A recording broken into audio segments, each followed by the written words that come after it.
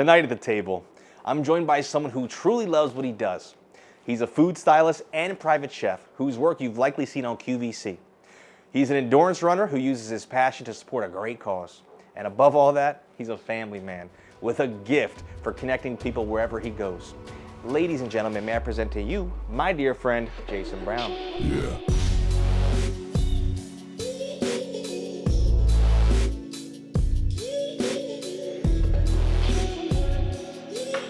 My man.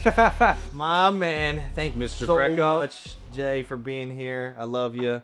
You're like, I love your place. You're awesome. Thank you for joining me. Thank you. First off, first things first, for anyone who might not know you, just tell me a little bit about yourself and, what you're up to. The question that everyone wants to know. Jason Brown, Westchester, Pennsylvania. Grew up around here, right down the street, Westtown Road. Went to high school at Westchester East, Vikings. Vikings are the strongest warriors. Let's go. Have been around the restaurant scene of Westchester pretty much my whole life. Started off dishwashing, busting tables at Courtyard Inn, down on High Street. Fell in love with the restaurant industry, the rock and roll lifestyle, watching the line cooks in the back, knives, bandanas, just looking like these Motley Crue cats, and I'm like, I want to be those dudes. Yeah. And so went to Johnson & Wales for hotel restaurant management because I wanted to dive in to that scene.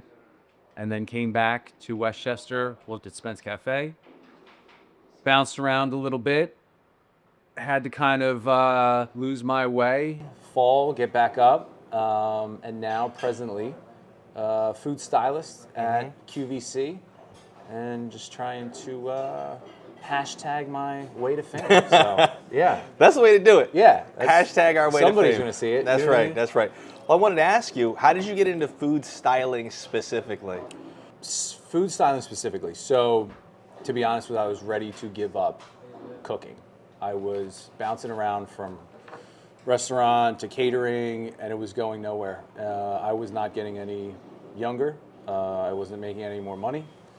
My son was not getting any older or any younger, and I wanted to be able to solidify a future in food, but I had nowhere to go.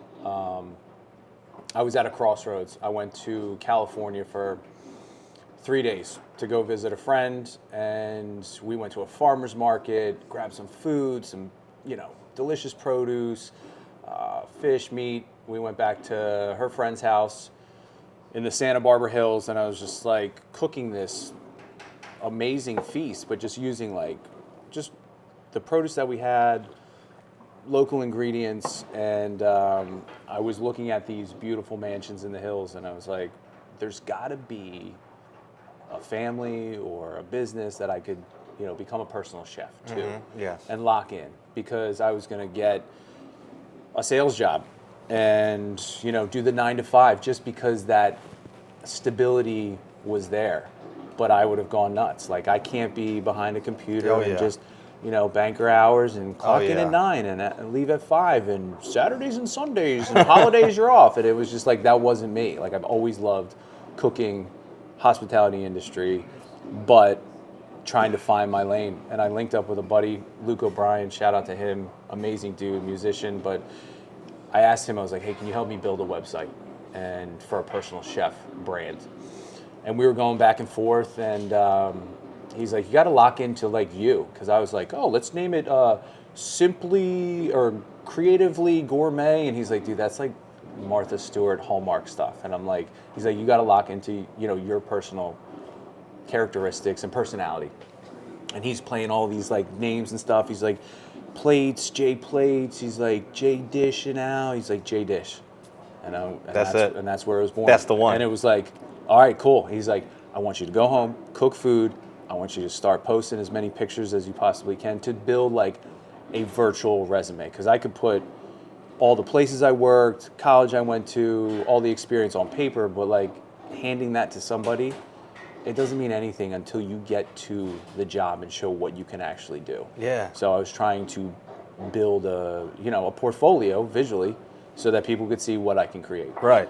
And started hashtagging JDish and put that on there. And I'm so thankful for that trip, because without that trip, I probably would have like given up a dream that was always in the making. Yeah. But I just wasn't locking into what I should have been doing. That's awesome. And that was like the blessing, where it was just like, it was right there. And I was actually at Ram's Head. Buddy of mine was bartender, and I was having dinner. I met a hairstylist there. He was having dinner. I was showing him pictures of what I was cooking, and he worked at QVC. And I was joking around. I was like, yeah, if any of those celebrities or hosts or they need a private chef, let me know. Yeah. And 6 months later, he messaged my friend and was like, yeah, what was that guy that I met?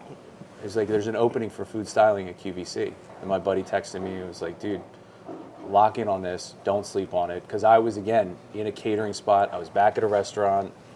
And I was just not where I wanted to be. Because I did not want to be in that, like, lifestyle again. Because it, literally almost, like, killed me.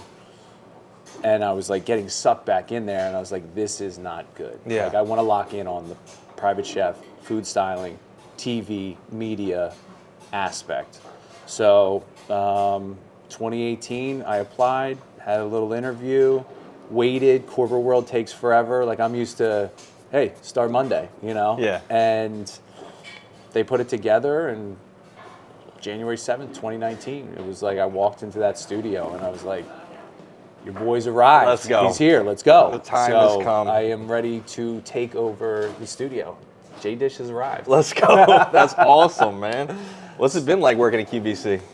It's been amazing. It's honestly like the dream come true. When I was younger, I looked up to Emeril. Like, Emeril was my Michael Jordan.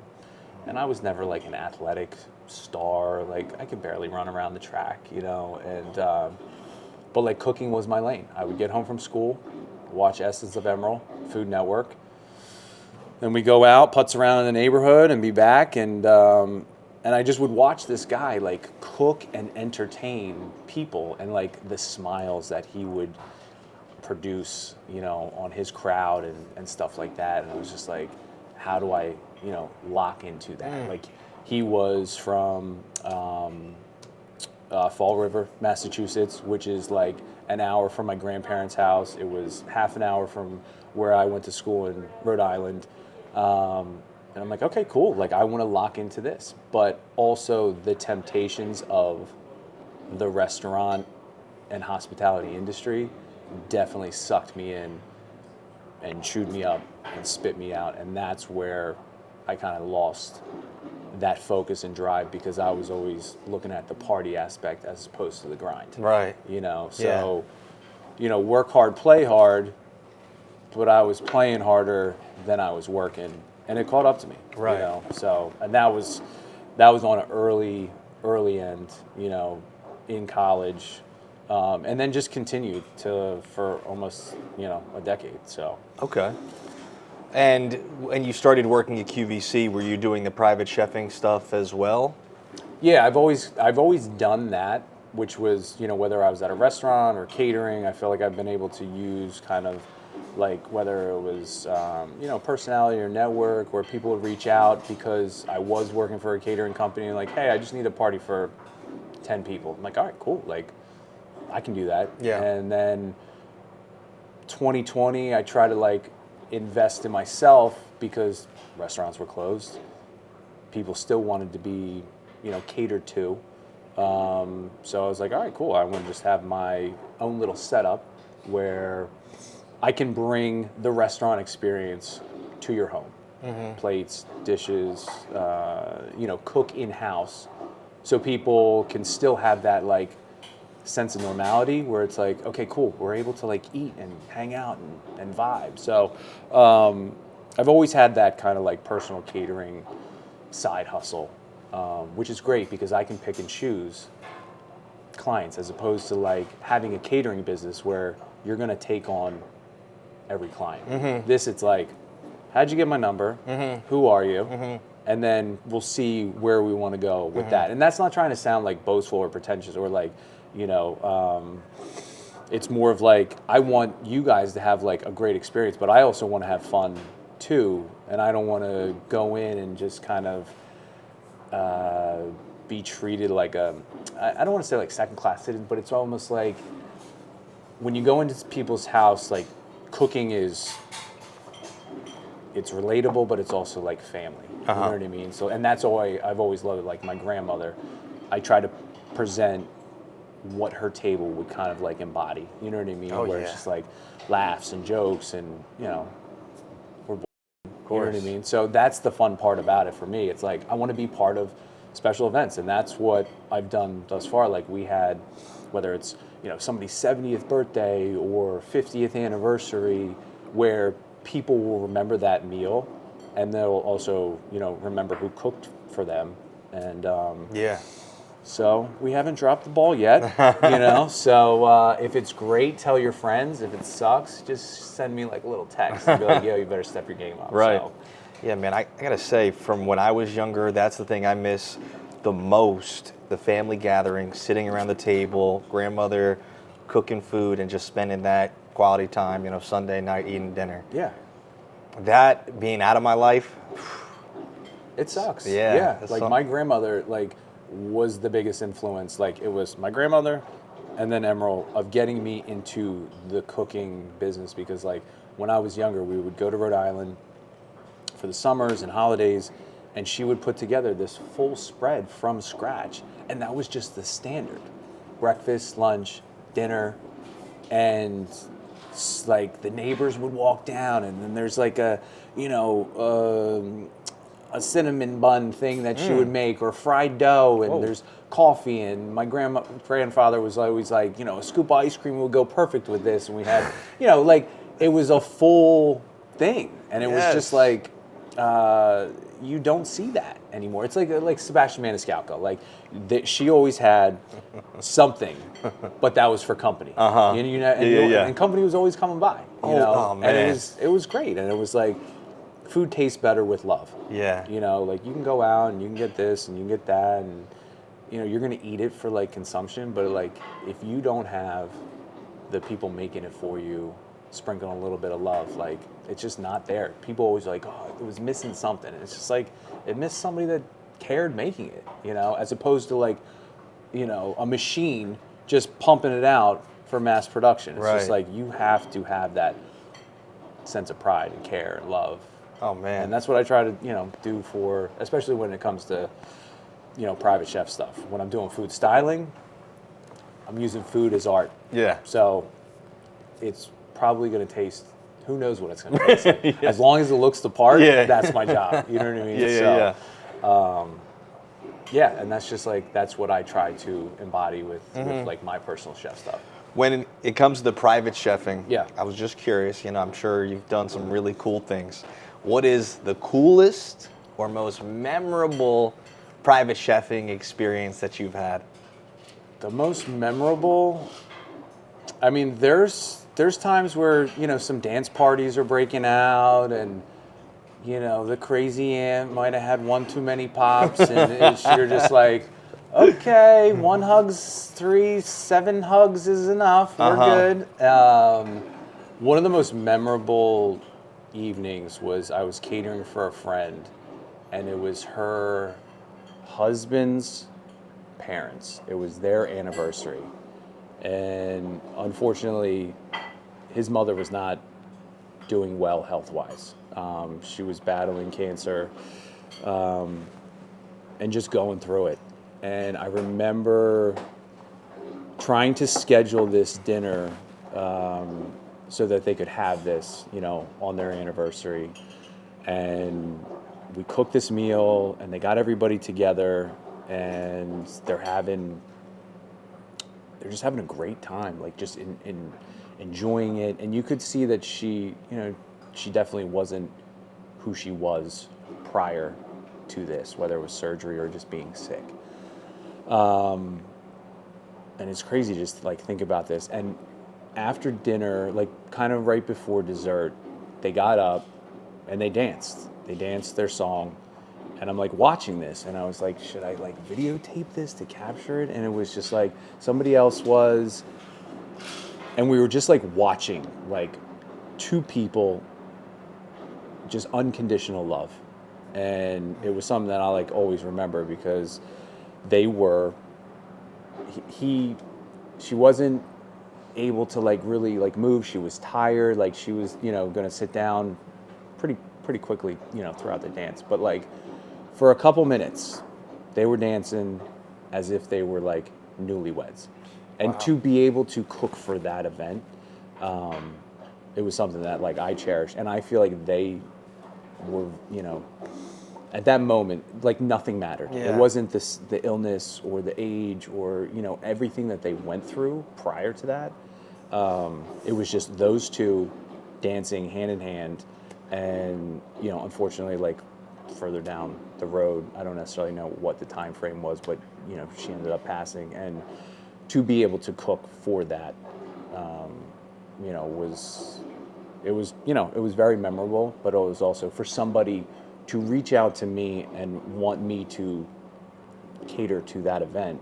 That meant the world because they could have called anybody, you know. So that was something that like really hit home on, you know, on the private chef end, where it's just like, okay, cool. That's what I want it to be. I want it to be intimate. I want it to be memorable, as opposed to having like you're a client and I'm the caterer. It's like you're a friend and I'm here to cook and entertain, but like also have that memory stay with you guys, you know, forever. Absolutely. So, and it was great. You know, I mean, there's a lot of family things that I've done, you know, dad's retirement and stuff like that. And those will always be super special. Thank you so very much. No, thank you so much.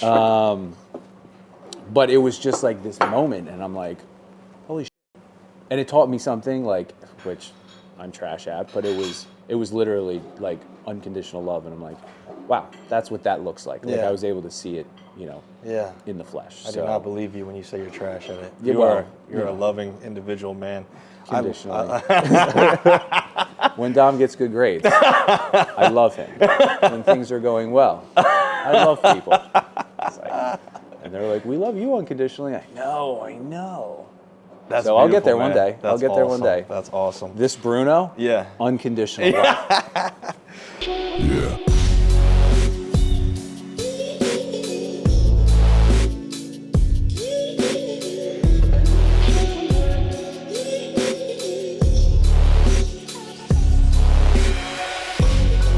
You basically achieved your dream.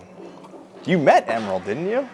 Yeah, first month, I was, so prior to this, it was an interview. It was like a second interview in, I want to say November of 2018. And my hiring manager at the time, he reached out and said, you know, hey, come by the studio. I want you to see kind of like what's going on kind of like during a show day. And we have this show called Gourmet Holiday, which is all food, and it's skyrocketed since, you know, 2020. But this was around holiday time. And so I meet him, my manager, and we're walking through, you know, the studio. You've got the atrium, and you're just in there, and I'm like in awe because it's just like, it's the television studio. It's like, it's always been in Westchester, but I had no clue that they did food. And I'm like, why didn't I know this prior? And why wasn't I here before? But it's all timing. Like they would have never let me in the door back in the day. I would have been a mess, just living that rock and roll lifestyle where you could not bring that nonsense into the corporate world. Right? So everything has its timing, and I was blessed to be able to like work the kinks out prior to like getting involved in, you know, in here. So I'm walking, he swipes the badge, like the door's open, and I'm walking down, and one of our leads is going over with Emeril, the sous vide machine. And I'm just sitting there, I'm like, holy shit. I'm like, dude, it's Emeril. It's him. He's right there. Don't hug him. Don't talk to him. Don't say nothing. Because I was not an employee at that time. I was just in there to watch, and I'm like, oh my God, he's right there. He had this glow. He was like, I bet. culinary Jesus, just like this aura. And I'm like, dude, just chill. You're going to be fine. You're going to be fine. And we just kind of like walked right past. Manager was just like, fellas, and then went to the studio, and I saw the set, and I'm like, dude, this is it. Like, this is crazy. This is what you see on television. And a couple months later, was finally hired. And then we were doing one of his air fryers, and got to be able to work with him on his product. And I was still new, so I had a lead that was kind of, leading the presentation, but I was, assisting. So I'm watching, and I was talking to like his assistant, and I was just like, I'm not trying to be unprofessional here, but I have to tell you that my grandmother and this man are the reason why I do anything in this world. You're like, and it was, I was like, I just have to kind of get that out there because of what an impact you've had for me, like personally, but now professionally, like you and I, like I'm in the same room as you, like we're on the same set. And I remember when he came up to me and he shook my hand, he was like, hey chef. And I'm like, dude, you're chef. I don't even know my name. I'm Jay. I'm just a bum that's in the door and I don't even know what to do right now. And it was awesome. And, again, I wasn't trying to be like unprofessional, but I was like, maybe we could, it's like, yeah, he's awesome. We grab your picture after the presentation's done, blah, blah, blah. The nicest person. And they always tell you like, don't meet your heroes and your idols and this, that, and the other thing. Not that man. We stood there, took a picture, and it was just like something.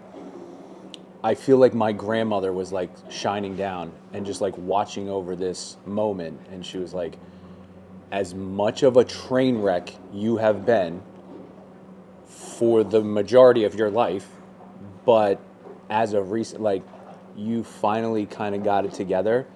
And because of that, you got into the door and I've never been able to call her to like tell her these type of things. Like my grandfather, she passed in 2014 and I was an absolute nightmare and just going through it, abusing drugs, alcohol, and really had to like hit rock bottom. And that was like, rock bottom came shortly after her passing, but she saw glimpses of these like little accomplishments. Can I look into the camera? Your boy, 3-time award-winning chili champion of Westchester. Yeah. Okay? So I just want to let you know, nobody has ever done that. Okay. They might have won it twice. They might have won it once, but 3 times. People like to call us the Michael Jordan of chili competitions. It is what it is. For the Westchester Rotary, okay? Not globally, but we like to be self-proclaimed world champions. Anyway, but I remember calling her and be like, "Nah, we won for the 3rd time," and she was like on her deathbed, and you could hear it. And but to not be able to like call and be like, "Yo, I met him. I was working with him." I know she was the one that put me in these situations, like having to get it together, and then dealing with adversity and struggles, and then finally finding the path to that, where it was like click, and then she was watching. She's like, I got you. Man. You had to figure it out and get your shit together. But I felt this like, it was just her being in the room, like on set. And I was just like, all right, cool. Like this is what it is. And at that point in time, I was just like, all right, I'm done. I'm good. We don't need to do anything else. Yeah. Like, all right, whatever. Should I continue this career? No, but it was just like that little glimpse of what this place could be. I was like, okay, cool. Like I always joke around, and I'm just like, I want to take the studio over, and be a part of the company, but also like make a name for myself and, try to inspire, people that like you can fall from grace, you can hit rock bottom, but like if you've got something, continue to do it. And there is a million things that I need to get better at just in general. But in that lane, I can say that like I was not going to give up that dream no matter what anybody was saying, whether it was like, it's not going to happen, you're not this, you're not that, and blah, blah, blah. It's like when you have that self-doubt, it can be detrimental to success, I guess you could say, and nobody's going to invest in you if you don't invest in yourself. Yeah. And that's the biggest thing, where I was like, finally, I'm going to start investing in myself, knowing my worth, and things started to, transpire in a positive way, which I thought was amazing. And I was like, got to meet him, and then things just kind of, continued. And it was just like, there's so many people that walk through that studio door that you look up to, and like, especially in the culinary world, where then you're working with them with their products or their food or, recipe testing or cookbooks and stuff like that. And you're like, wow, watching this on television back in the day,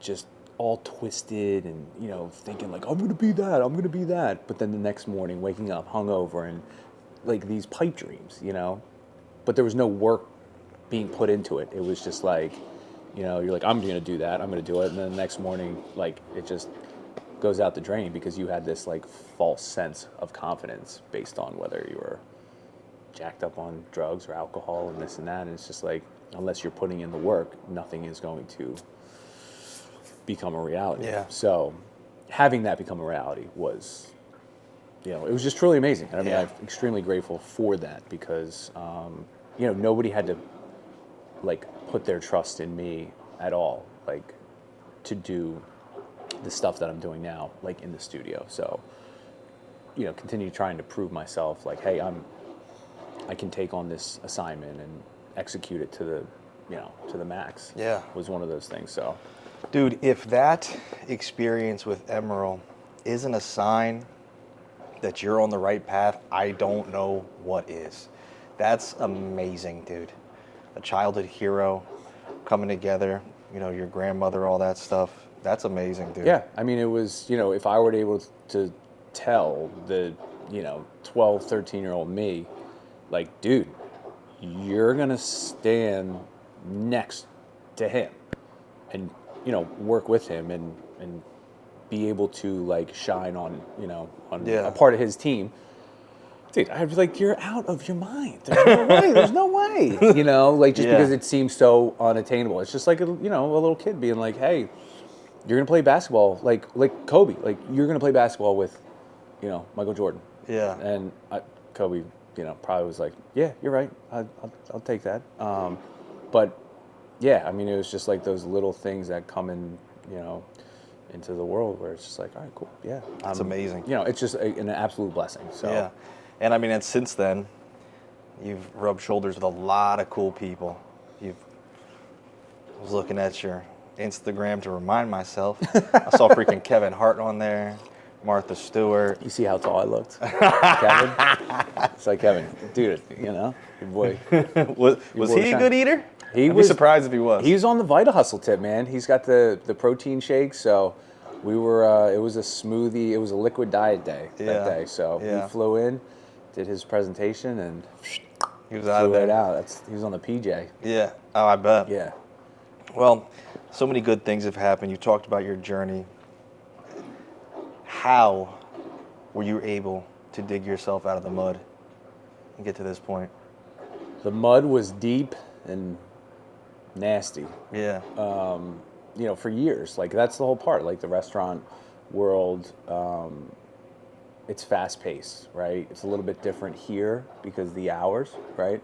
But, working at a restaurant, line cook, sous chef, caterer, it's like a rinse and repeat. It is execute dinner service, almost at closing, let me get a couple beers. Yeah. Trading the bartender French fries for whether it's a shot or a beer or whatever.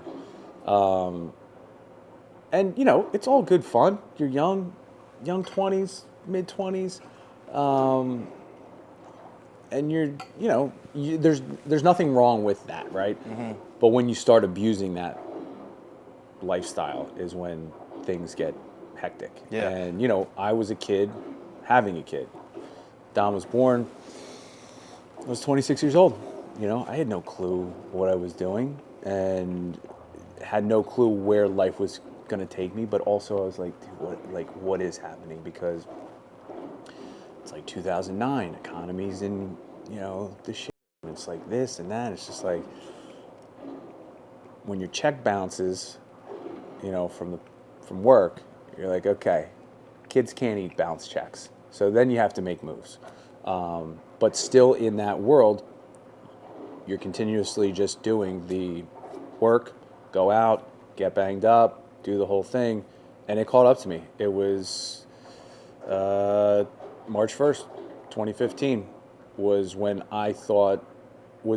me becoming invincible just exploded. Yeah. And I was living this like Peter Pan syndrome where I was just like, his mother and I, we've co-parented his whole life. Amazing woman, right? Hardworking. We both have, really locked into raising him. But when he was with her, I thought I could do whatever I wanted.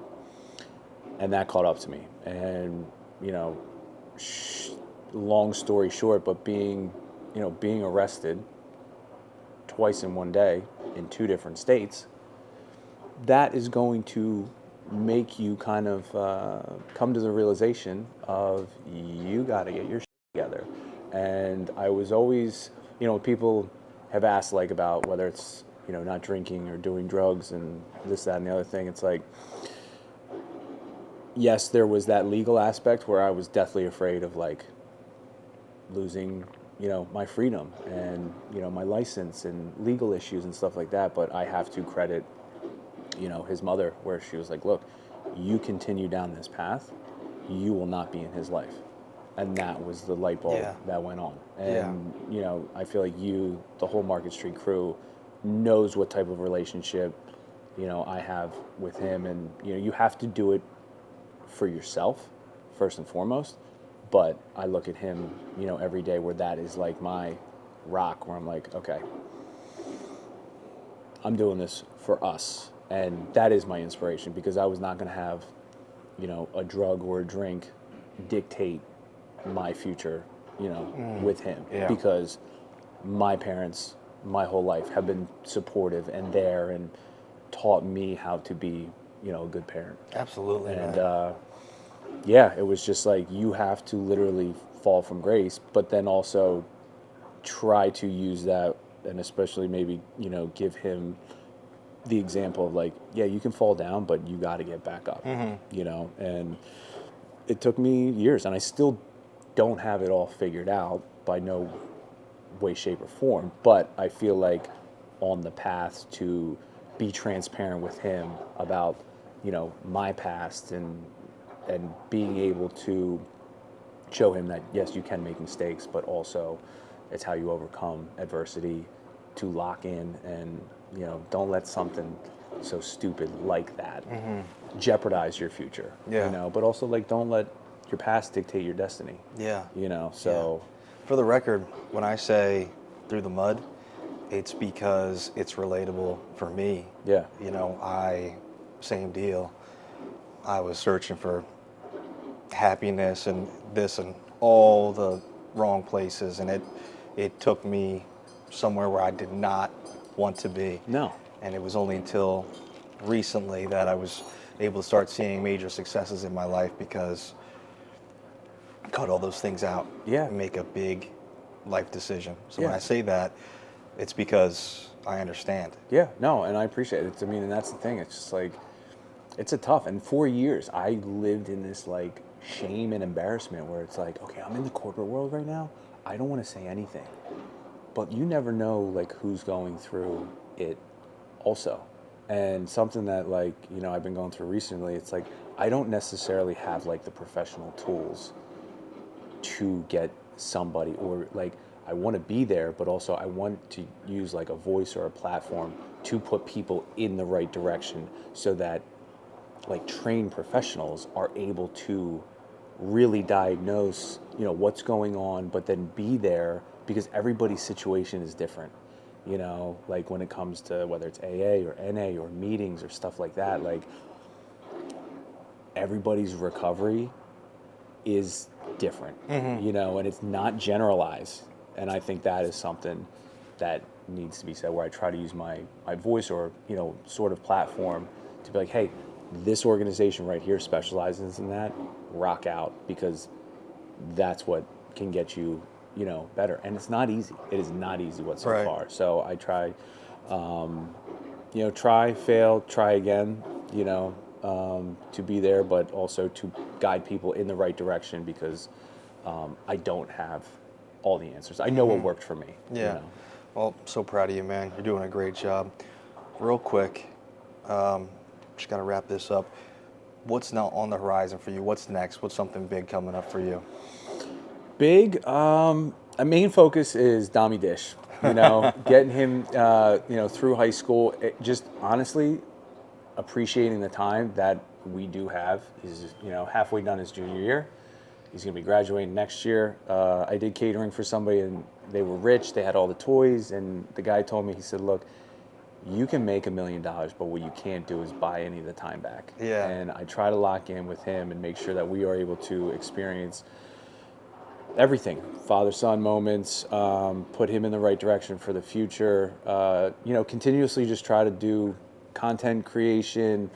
Again, hashtag my way to fame. Whether it's like a Chopped or a cooking show or something, like just shooting the goals. But most importantly, April 20th, 2026, I'm running the Boston Marathon for the Herren Project. They are a recovery organization in Boston, founded by Chris Herren, played for the Boston Celtics back in the day, lost his way, and just running 26.2 for people battling it, drugs, addiction, mental health, and that's the number one, goal in 2026 is to cross that finish line, but also know that, or let people know that there is light at the end of the tunnel, and don't lose hope, don't lose faith, and again, don't let your past dictate your destiny. That's amazing, bro. Yeah, absolutely. Freaking love you, man. Dude, so proud of you, brother. I appreciate you, my guy. Absolutely. Thank you so much for coming on. Yeah. Can't wait to see. Can't wait to cheer you on at the marathon, Thank you, dude. sir. God bless you, man. Appreciate it, dude. Yeah. Cheers. Salute. Cheers to milk. Milk and seltzer.